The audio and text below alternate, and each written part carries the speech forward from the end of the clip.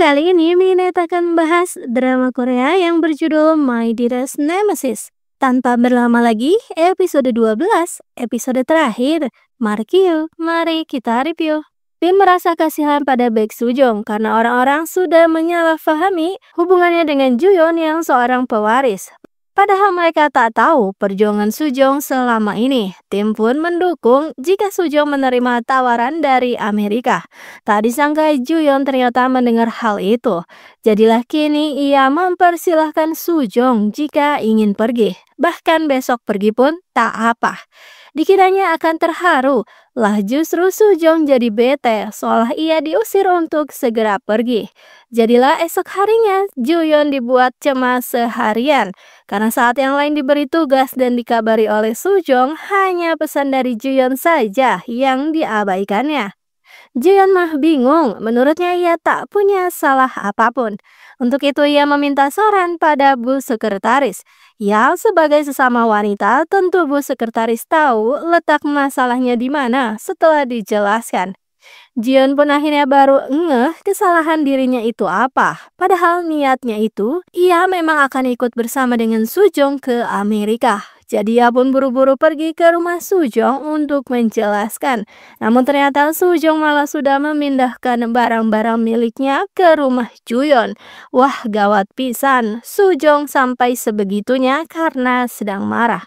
Dan saat sampai rumah, Juyeon ingin menjelaskan maksud dari ucapannya. Tapi Sujong ternyata sudah mengerti duluan. Awalnya ia memang merasa kesal, tapi setelah dipikir lagi, ternyata maksud dari Juyeon pasti adalah karena ia akan ikut bersama juga.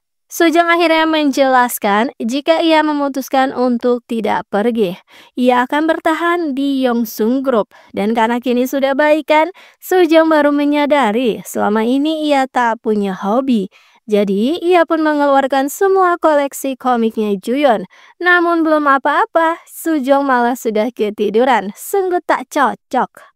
Sedangkan Sinwon yang mabuk tiba-tiba menelpon Hajin dan meminta maaf atas sikapnya kemarin. Pokoknya mah I love you full.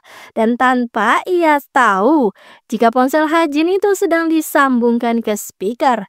Jadilah pengakuan cinta itu terdengar oleh seluruh pelanggan. Ih, Hajin malu pisan, tapi ya tentu senang juga. Akhirnya bisa berbaikan kembali dengan Sinwon. Dan ternyata salah satu pelanggan memviralkan pernyataan cintanya itu. Alhasil seperti sebuah promosi dadakan. Resto Hajin pun didatangi banyak pelanggan baru. Sinwon pun datang membantunya. Dan karena proyek besarnya Juyeon sangat berhasil, para petinggi perusahaan begitu sangat puas dengan kinerjanya. Sedangkan nenek lalu bertanya pada sekretarisnya, kenapa ia malah berkhianat. Tapi sekretaris berkata jika ia membantu Juyeon itu karena kemanusiaan. Si nenek masih saja belum mengerti hingga sekretaris mencoba untuk menyadarkannya jika Juyeon itu sebenarnya tidak lemah. Dihina sedemikian rupa selama ini oleh nenek, tapi Juyeon masih tetap bertahan. Justru itulah yang membuatnya kuat. Dan karena berkat Juyeon, sang nenek bisa melewati masa berkabungnya kan.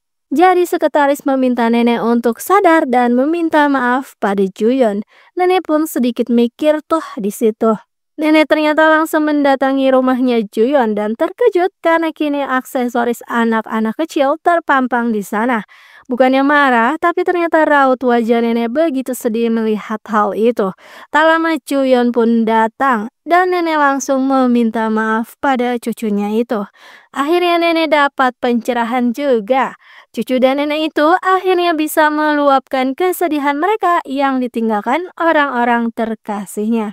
Dan kini untuk merayakan keberhasilan proyek, tim makan bersama, bahkan sampai ke ronde 2, yaitu berkaraoke.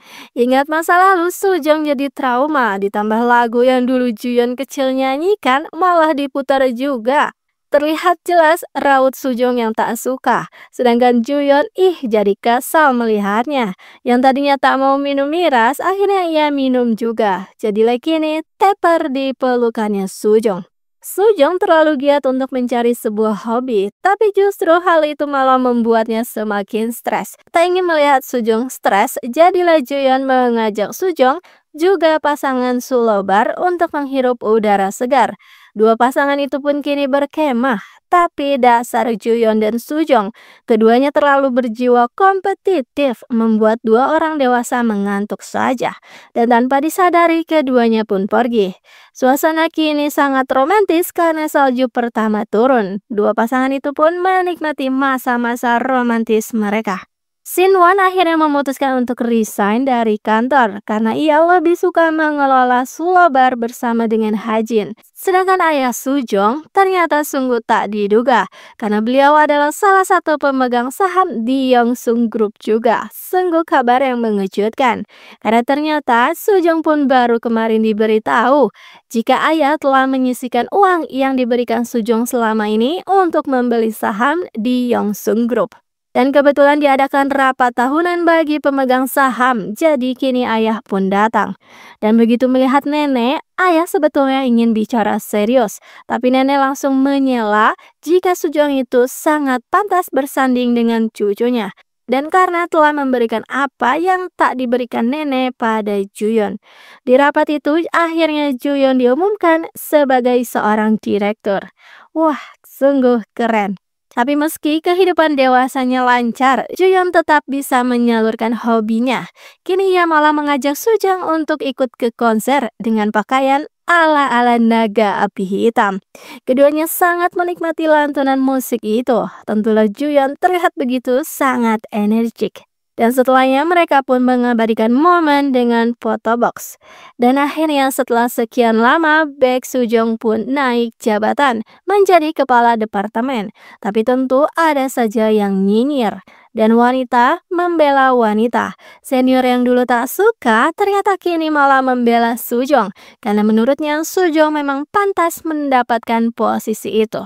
Sedangkan Baek Subin kini sungguh bahagia karena ia akhirnya lulus menjadi pemadam kebakaran. Lalu sambil menelusuri jalan, Juyeon tiba-tiba memberikan sebuah kalung yang sangat cantik untuk Sujong. Sungguh akhir yang bahagia bagi semua orang. Dan drama My Dearest Nemesis pun berakhir di situ.